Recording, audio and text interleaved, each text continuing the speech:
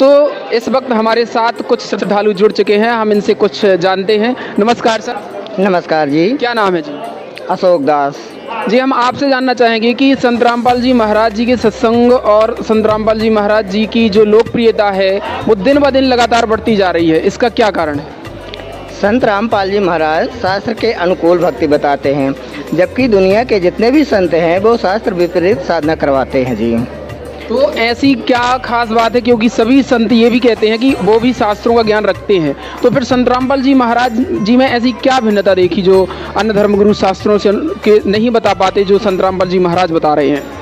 संत रामपाल जी महाराज ने शास्त्रों का निचोड़ बताया है और शास्त्रों में पूर्ण परमात्मा की जानकारी है, जो सभी संतों को पता नहीं थी, या पता थी तो उनको उन्होंने छिपा रखा था।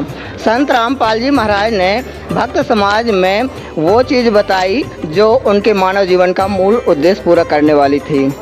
उन्होंने परमात्मा की जानकारी बताई कि पूर्ण परमात्मा कौन है। तो क्या किस आधार पर उन्होंने बताया और किसे पूर्ण परमात्मा बताया? उन्होंने सभी सदग्रंथों को आधार बनाया।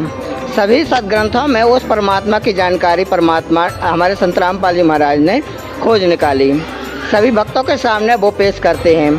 उन्होंने बताया कि वो परमात्मा कबीर साहब हैं जी। सभी वेद पुराण, गीता जी, बाइबल, कुरान शरीफ, सदग्रंथ साहब सभी और कबीर सागर सभी ग्रंथों में उन्होंने प्रमाण करके बताया कि वो पूर्ण परमात्मा कौन है।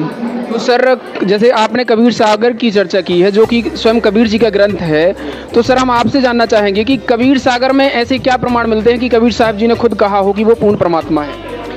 कबीर सागर में प्रमाण बहुत से मिलते हैं, जैसे कि कबीर सागर में कहा है कि परमात्मा शिशु रूप में आता है और परमात्मा राजा के समान बैठा है। जैसा इसका प्रमाण ऋग्वेद मंडल में ही मिलता है। ऋग्वेद मंडल 9 सप्तव्यासी मंत्र 1 में मिलता है कि वो जो सबकी उत्पत्ति करने वाला परमात्मा है वो राजा के समान तेजोमय शरीर में है, जो सबकी उत्पत्ति करता है और राजा के समान है। इसलिए इसी से प्रमाणित होता है कि हमारे परमात्मा साकार भी हैं। और किसी भी संत के पास जाते हैं तो सभी अपने अपने अनुभव में बताते हैं कि जैसे शिव पुराण उठाया तो देवी को सर्वश्रेष्ठहान बता दिया, और विष्णु पुराण उठाया तो विष्णु भगवान को सर्वश्रेष्ठ बता दिया, शिव पुराण उठाया तो शिव पुराण में शिव भगवान को सर्वश्रेष्ठ बता दिया, गीता में दिखाया तो गीता में कृष्ण भगवान को सर्वश्रेष्ठ बता दिया।